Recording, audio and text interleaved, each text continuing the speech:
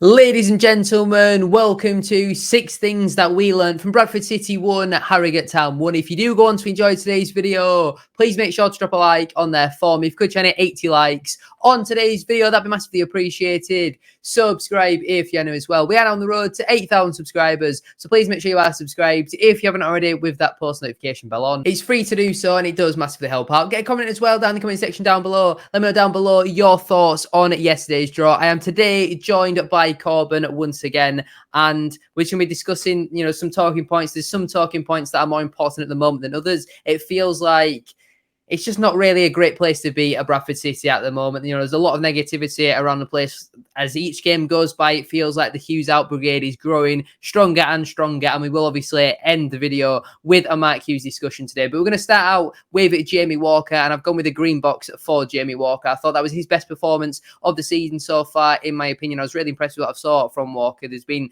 a lot of games this season, and even last season as well, where I've criticised Walker for not being involved in the game. But he might come up with a goal every now and again. Yesterday, in my opinion, for the large majority of it, especially in that first half, he was someone who wanted to get on the ball, driving forward with it, creating chances. He's not afraid to get off a shot. Obviously, gets the goal in the end. He might be a yard or two offside, and yes, it's terrible goalkeeping, but Walker is someone who's going to score goals at this level, and there has been at points where I was questioning, is it time maybe to move Walker on because of his injury record? But I think you saw yesterday with the experience that he brings, and obviously he comes up with another goal. It wasn't a great performance, and he has probably kept Hughes in a job for a little bit longer. But Walker has come up with a goal, and I thought overall he's played really well. He's consistently performing in that game yesterday, and I feel that's what we need to see more of from Walker. That's what we saw a lot from Patterson. Walker was doing that in pre-season and then didn't really carry it on into the league, so I hope he does continue that form of just wanting to be on the ball, and when he gets it, going forward with the ball. We've got too many players in this team who want to play it sideways or backwards, and Walker is someone who wants to get on the ball and drive forward with it. So I thought it was a really impressive performance from Jamie Walker. I think we've got to credit him,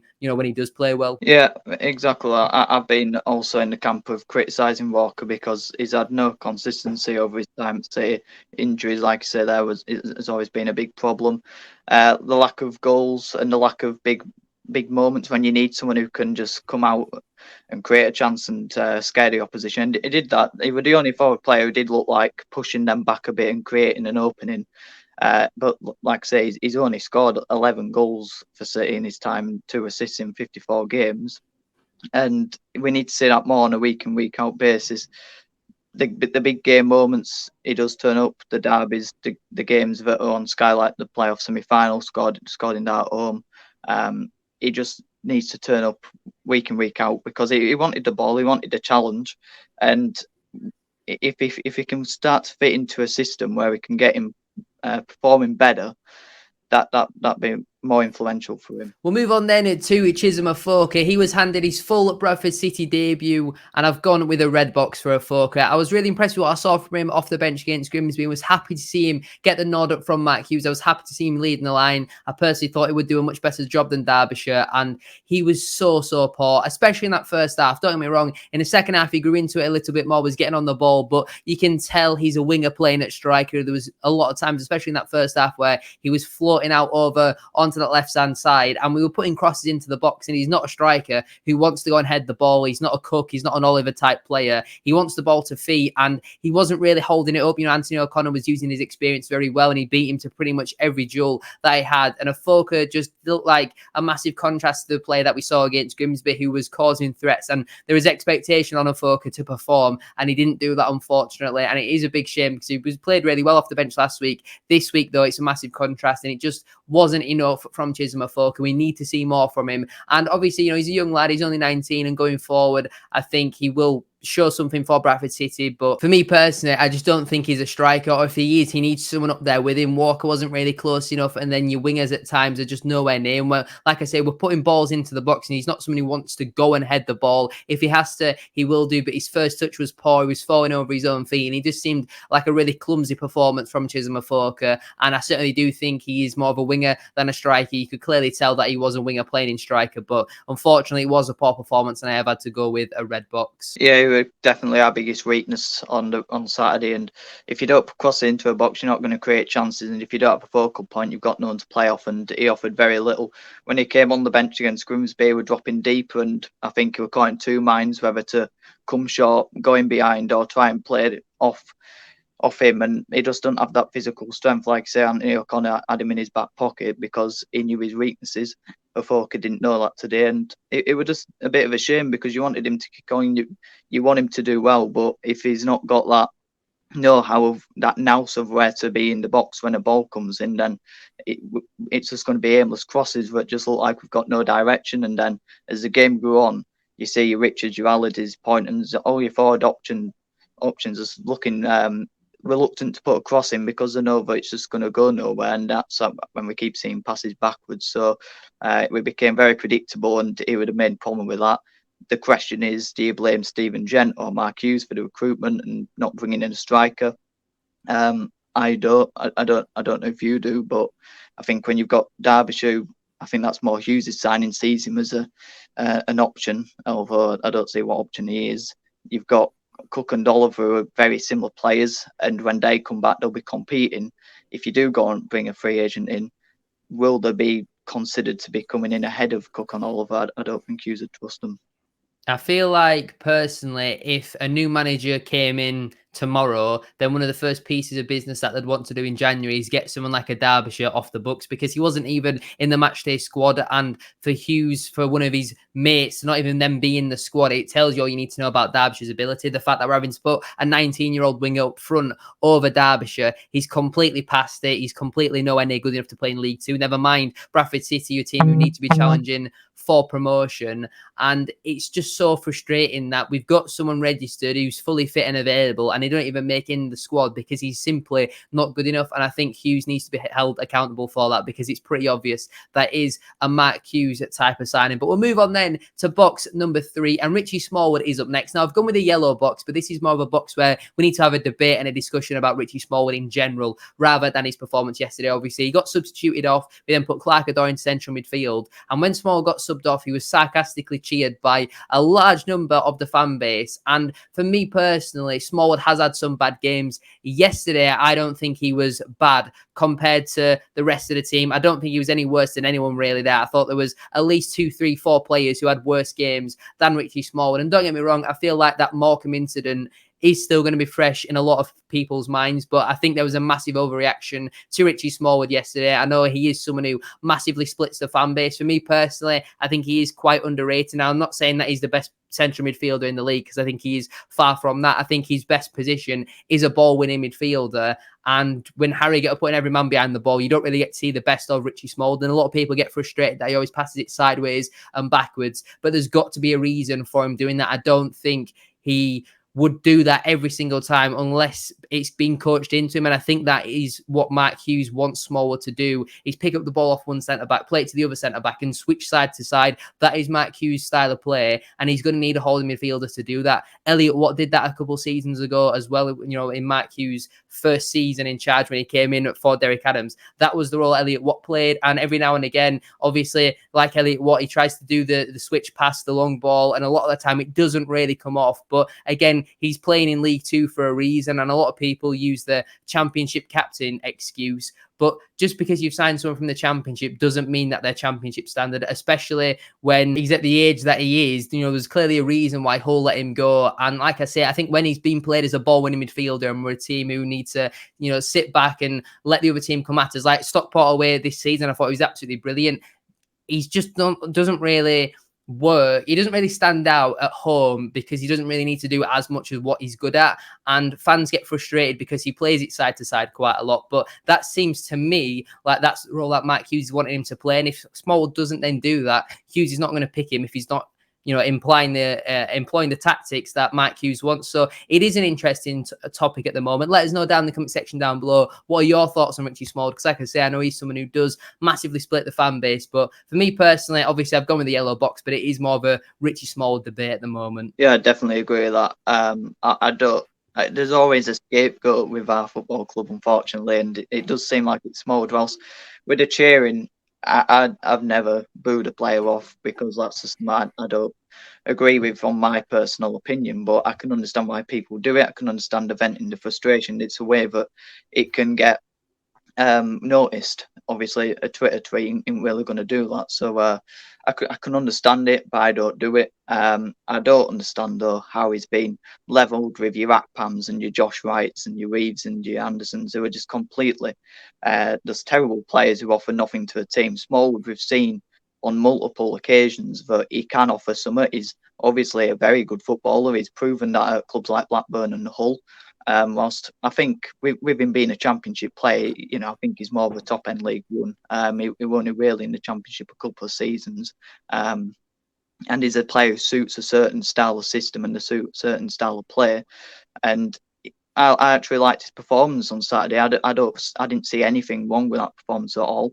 Maybe it's a boiling point, where the fans have got frustrated with him. Like I say, against Morecambe, that was completely unacceptable and disgraceful. How you can stop putting any effort in and not track back, that I cannot agree with and get on board with at all. Whereas on Saturday, I didn't see a problem with it. I actually liked his performance. He man-marked Armstrong pretty well out the game, took up a good defensive midfielder position where he closed down the space. It left Gilead with a lot of work to do, but the two completely different players, so that complemented him well. But in terms of his on-the-ball stuff, I want my defensive midfielder to come in and take the ball off the back three and sit in and dictate the play with them. He's not Andrea Pirlo. He's not going to be scoring roaders and spreading it around the play. That's why he's in League Two. But he's going to be able to dictate play and control it to his speed. And on the clapping side of it, clapping players for going long, he was 100% right to. Why would we be hoofing a ball to a man who's probably not even 6 foot and can't win an aerial?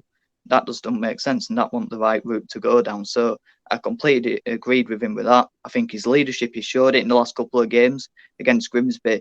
He wanted the ball, and we've seen captains and midfielders who are shirking challenges. He isn't. And I think, like I say, in away games, it definitely suits him better. He's definitely not one of the worst captains we've had. The problem people have with Smallwood is, when we brought him in, everyone thought we were going to be the next Gary Jones because of the level, because of the type of player. And because of that, he's always in the shadow of him. But I certainly don't agree with the criticism. Yeah, I think some more points on Smallwood. You saw that when he went off, we actually lost all structure really to our midfield, and we conceded just minutes after that. And when he brought Smallwood off, you'd think that the next change if you bring in Smallwood off, the change to bring on would either be an Osadibe or probably a Kevin McDonald to have someone as a holding midfielder, not putting a winger in Clark Adore in central midfield just for a bit of legs. I didn't really understand that one personally. Something that does frustrate me though with Smallwood is when the fans are getting frustrated with the football and we're playing it side to sides and the fans want to see, us go forward with it. He's then always doing this, telling them to calm down. And sometimes I do understand that, but when it's every single time, I think sometimes we just need to send a ball into the channel, overhit a ball into the channel and see what comes of that. Try and get onto a second ball. And that does sometimes frustrate me. But again, if that's what Mike Hughes is telling him to do, Smallwood's the captain, so Smallwood has to listen to Hughes, and obviously people are then going to listen to Smallwood. So if they are the tactics that Hughes wants to play, then the players can only play the tactics. If they all start ignoring him, then either one, that shows he's lost the dressing room, or two, they're just not going to get picked. But I think it was very clear to see that when Smallwood did get subbed off, we lost a lot of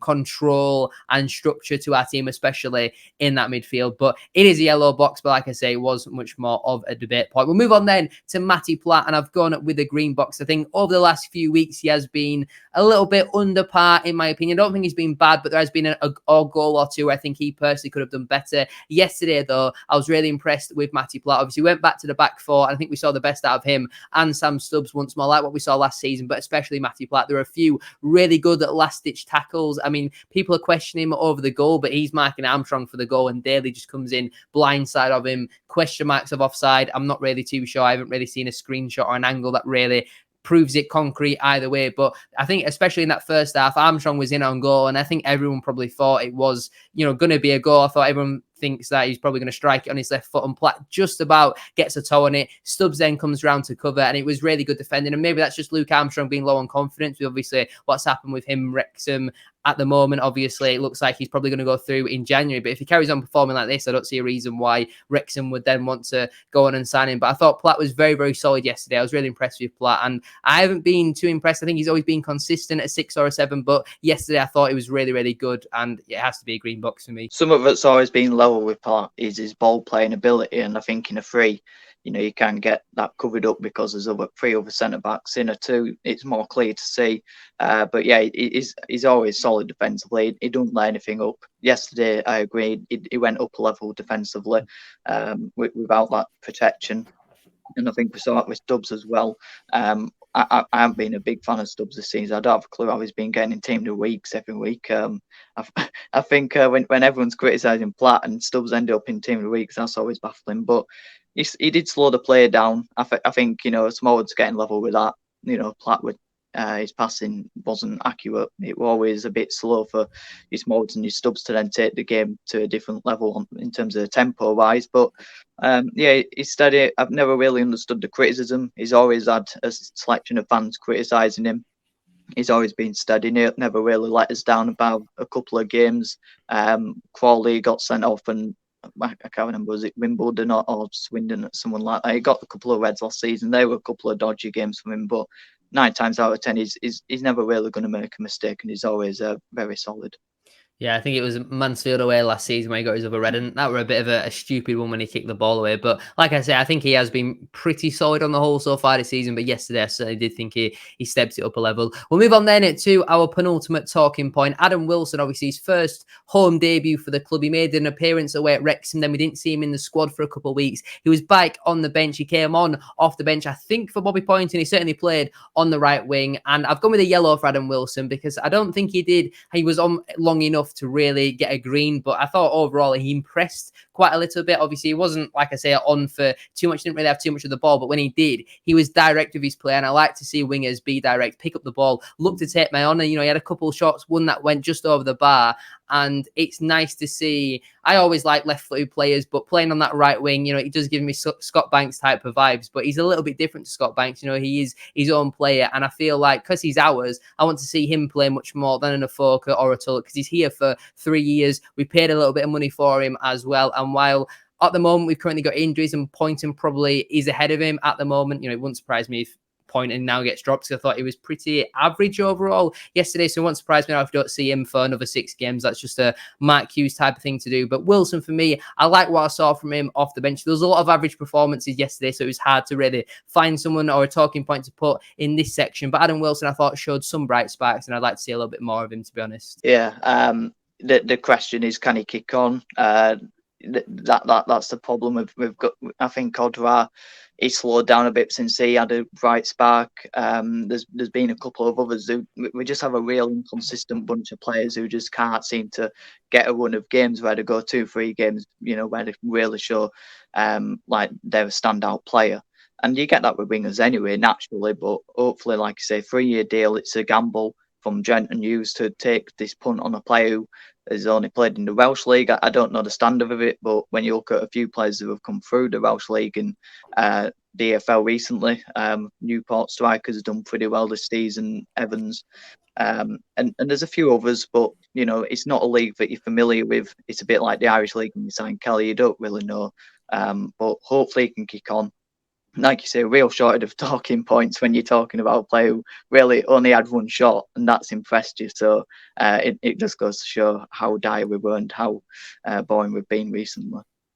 We'll move on then to our final box, and it wouldn't really be a 6 things we learned this season if we weren't talking about Mark Hughes. I've gone with yellow, and it could be yellow, red, orange. I don't really know, but again, he's a bit like Smallwood. It's just a talking point at the moment. Hughes in, Hughes out. Let us know down in the comment section down below. What are you personally? And I think the thing that's frustrating is when the team came out and we saw team news, I don't think anyone can really have any complaints about that. That's the team that a lot of people wanted to see, and we still look miles off it. And that is the big concern for me. Hughes has gone with the 11 that a lot of fans wanted to see. He's gone with a formation change as well. He went back to the back 4.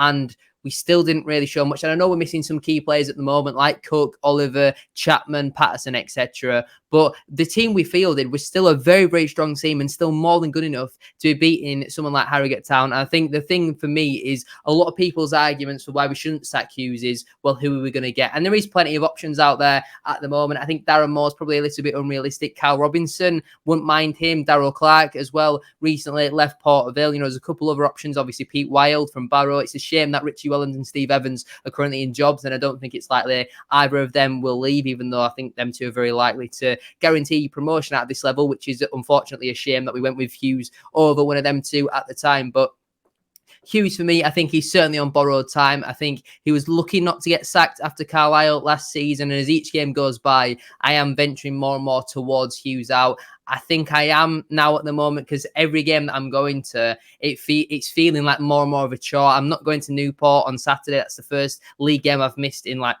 years, to be honest with you, and I'm just so excited not to be going, because it's such a long way to go to watch such boring football. And I actually don't even mind us losing every now and again if we play attacking, exciting football. But we've had 2 home games back to back with a week's break in between, and we've had 3 shots on target combined in both games. His football is just not exciting. He doesn't really, make you excited to go and watch Bradford City. And I just think every time we play, the opposition are quite likely to score, or it's just no excitement going to Valley Parade. And I feel like how we set up in that game against Crawley and how that Crawley game went has been a story of our season so far. We're just not quite at the level. Last season, we mentioned it a few times, we weren't too far away. For some reason, we've gone with a complete rebuild in the summer, and it's just not worked out for Matt Hughes, and I don't think he will be at Bradford City much longer, in my opinion. Yeah, it's not looking good for Hughes, and it's just frustration building around the fan base, and it's a game of momentum. It's football. You lose the fan base,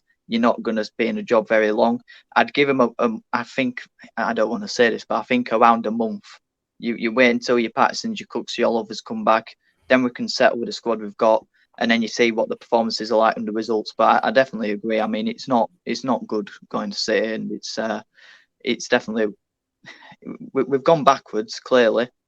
And the shame about it is, when he came into a club, there were great optimism, great momentum going into that summer last season, all the way through. The club felt relatively together, whilst there were a couple of other stuff that were going on, with a few bad decisions with the badge, with a few other things where you felt like when you were going, you felt a bit disconnected again.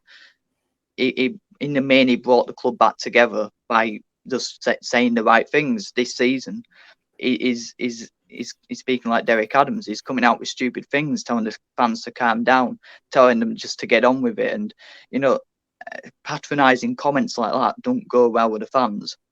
The way he's been treating Jamie Rayner as well in the presses, he's just becoming very arrogant. And when you're seeing weird timing, but Micah Richards in his podcast coming out, slating his managerial ability and saying it didn't quite work out with him and his style. Mark Schwarzer, there's been a clip going out tonight about how it went with Fulham and his lack of authority, it seemed, as well, and how he easily changed styles of play. And he's done that so far this season. Against Crawley, we're a team of strangers. We had no style of play from a pre-season and a full transfer. It's his 3rd transfer window, and you're hoping that now we can really kickstart the season and put our foot down and really go for the league. That didn't happen, and we've seen one of the worst performances I've seen against Morecambe. Grimsby, no intent to go and win a home game on Sky, and then on Saturday, a team that looked like it would have started the season, a team that didn't really understand each other yet, weren't on the same wavelength, looked like they were going for a different style of play, playing out from the back a bit more than recent, and a complete change in formation, something they haven't worked on, and it just looked very much off the cuff. And let's try and change it just to suit the fans and the results, and I've got to change something. He's not being honest in his press conferences. I think if he were more honest, he'd get much more out of the fans by them understanding his decision making. And if he just said, it wasn't good enough, fans would be able to understand that more. And it's just a complete and utter disaster what's gone on so far. And I know that seems very out there and very over the top, but the reality is, I think we're 17th now.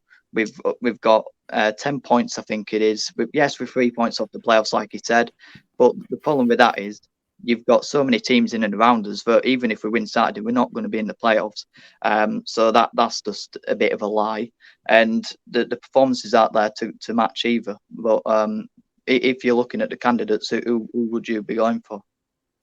Yeah, I think that is the big problem at the moment. You know, do you trust Ryan Sparks to go and find a replacement? Because pretty much all of his footballing decisions so far have not been up to standard. And I think there is not the big problem, but one of the many problems we've got with Mike Hughes at the moment is his press conferences and what he's coming out and saying in the media. He's treating the fans like they're stupid and like they were born yesterday. And don't get me wrong, we've been under massive decline for years now. And the fans are getting more and more frustrated each year that we're still in League Two, and each manager gets less and less of a chance. But coming out in the interviews and just saying stupid things, and I actually I normally like to watch all the pre-match and post-match interviews and press conferences, but every time there's a Hughes one, I just feel like it's a chore to listen to it. And I always watch the pre-match ones, and I watched about 7 or 8 minutes of the one for the Harrogate game, and I had to turn it off because the way he was talking to Jamie Rayner and answering his questions, he was like, "Oh well, I've already answered that," and just stupid things like that. Like, I think Neil Wood's having a tough time at Salford at the moment, but he's coming out and saying it how it is, that they've gone backwards and he's going to change it and all this sort of stuff. Whereas Hughes is just acting like everything's rosy and, you know, we've not got any problems at the moment, and, you know, telling the fans to calm down. We're only 7 or 8 games in or whatever it is. But the fact of the matter is, we look like a massive contrast to last season. We look absolutely miles off it. And Hughes doesn't have a goal scorer who's going to get 31 goals and 8 assists this season to bail him out, because a lot of the football last season was very similar to what we're seeing this year. Just we had Andy Cook scoring pretty much every shot that he took. And we saw in the couple of games where he had off days away at Carlisle, away at Crawley, we never then really looked like scoring without Andy Cook. And we're seeing them same things coming this season. But Andy Cook's not scoring the goals because, well, when he was fit and available, he wasn't scoring, he was assisting for Patterson. But when he's not available, we don't really like scoring at all. You know, you look at the goals we've scored over the last 2 home games, you know, that one against Harrogate yesterday, question marks of offside, terrible goalkeeping. The one against Grimsby, Gilead scoring from outside the box. It's a 1 in a million that happening. And I really, really do think Mark Hughes is on borrowed time. So I'll pose the question to you: Hughes in or Hughes out at the moment? I'm very much in the middle. I'm more leaning on Hughes out. I don't want to say no offense, so I'm going to say 75% Hughes out, but it's very much, you know, give it a couple of games, but it is very much. If I'm Ryan Sparks and the team that he's working with, I'd be looking at replacements now and just weighing the options. If it keeps going the way it's going, then you definitely need to be planning ahead. You know, you don't want to be giving Truman and Dodges a couple of games and then losing games because, you know, you're sacking him to try and save the season and get it back on track. But yeah, it's not looking good. You know, do you think he's been lucky in his career? Because when you look at all these clubs, you know, he's never done anything spectacular. And you look at these Premier League managers and the ones with big auras in the game who've done stuff as players, they always seem to get good jobs once they get sacked. Do you think he's been lucky? Because when you look at it, he's not got a great track record. Yeah, I think his playing career definitely got him, you know, some of them higher profile jobs. We've seen it with people like Steven Gerrard and Frank Lampard. While Gerrard did well at Rangers, Lampard's never really had a good managerial career, but he got the good Premier League clubs at the start and the good Championship club like Derby challenging for promotion at the time because of their playing career. And you've seen it with Hughes. There's a reason why he had 3 or 4 years out of the game and he's come back into it. And I just don't think he gets how to get promoted out of it. And, you know, and I see fans sometimes on social media saying, well, it's only September. You know, he said this game for Harrogate wasn't a must-win game. Every game's a must-win game, and that's not even being arrogant. Any football fan of any club will tell you we should be winning every game, but especially at home to Harrogate in what is a derby. It's not a rivalry, but it is a derby. To say that it's not a must-win at home, he's just criminal, and he likes to not put pressure on himself. But sometimes he needs to go out and put pressure on. And I think his interviews sometimes reflect his managerial style because he's always so laid back and he sits like this. And I think for the majority of the time when he's managing, he sits on the bench and he's sat like this with his legs crossed and arm folded. And that's not what you want from your manager. You want him to be barking orders. And he was doing that a little bit more yesterday. But I'm just so bored and fed up, really. I think it has gone very, very stale for Mike Hughes. And for me personally, I think I am Hughes out at the moment. It's definitely fair to say. Who's your favourite candidate when you're looking at them?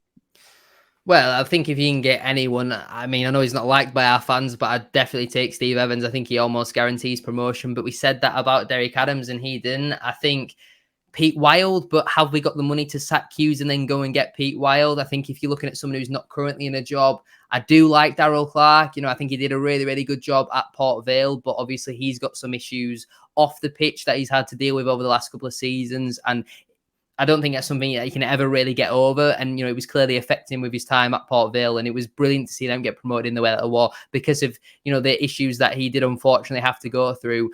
And there is some good options out there at the moment. Like I say, Steve Evans would 100% be mine, but I don't think there's any chance of him leaving Stevenage for Bradford at the moment. You know, there was rumours that he's turned down Hibernian. So if he's turned down Hibernian, why would he then want to come at Bradford City? And, you know, a lot of fans don't like him for understandable reasons, to be fair, but that man absolutely guarantees promotion. But again, we thought that about Derek Adams, so you just don't know. I think the problems come back to like what we mentioned in that defeat against Morecambe. It's higher up, it seems, at Bradford City. You know, it's year after year of regression under Stefan Rupp, and, you know, Ryan Sparks' tenure in terms of footballing hasn't been great. And, you know, I saw something on Twitter earlier saying that apparently Mike Hughes was called into Woodhouse Grove today. I think someone said they were plastering down there. Stefan Rupp was down there. So who really knows what's going on? There might be an announcement tomorrow. We'll just have to wait and see. But like, it's another one of them where we could go round and round in circles at the moment. Mike Hughes is just on really borrowed time, Bradford City. And I feel like a lot of fans are thinking the same way. I'm seeing more and more people on social media saying they're finding better things to do. And football is meant to be, you know, Saturday, 3 o'clock, it's meant to be escape for a lot of people. And it's actually becoming worse than actually going to work at the moment. That's how boring the football is. So for me personally, I think I am now officially Hughes out. I do think it's time for change. But again, if Hughes isn't the only problem at the club and, you know, then just Hughes goes, then I feel like we could potentially be in the same position in, you know, 6, 12, 18 months once more. And I don't personally think he will be sacked as of right now because of Patterson, Cook, Oliver and Chapman, etc. all being out injured. I don't think we will look to pull the trigger this early, in my opinion, but something's got to change, whether it's